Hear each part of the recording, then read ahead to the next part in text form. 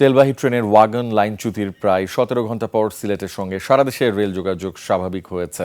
হবিগঞ্জ মাধবপুরের মনতলায় গতরাতে ৫টি oil tanker লাইনচ্যুত হওয়ায় এই রুটে রেল চলাচল বন্ধ হয়ে যায়।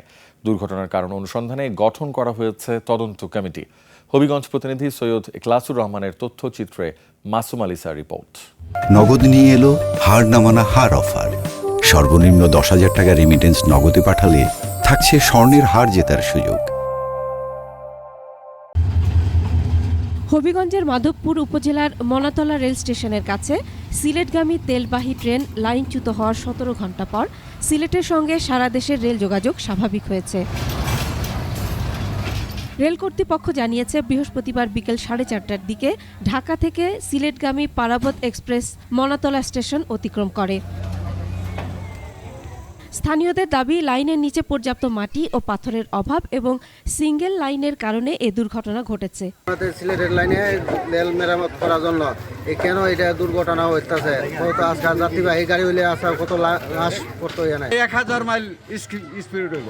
লাস্টে দেখি হিন্দা জ্বলতেছে আগুন। আমার লোকেদের বলছি দৌড় দেও, এরা দৌড় দিছে মাদারাসার ভিতরে, আমি দিছি দক্ষিণ দিকে দৌড়। রেল কর্তৃপক্ষ বলছে, দুর্ঘটনার পেছনে ওভার স্পিড সহ বিভিন্ন কারণ থাকতে পারে। দুর্ঘটনার কারণ জানতে ৫ সদস্যের তদন্ত কমিটি গঠন করা হয়েছে। আমাদের বিভাগীয় পরিবহন কর্মকর্তাকে প্রধান করে আমাদের ৫ সদস্য বিশিষ্ট একটা তদন্ত কমিটি গঠন করা হয়েছে।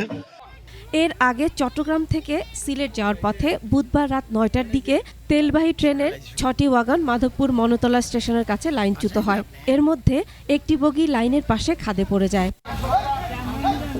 এরপর ওয়াগন থেকে পড়া তেল নিয়ে যেতে শুরু করে কিছু মানুষ।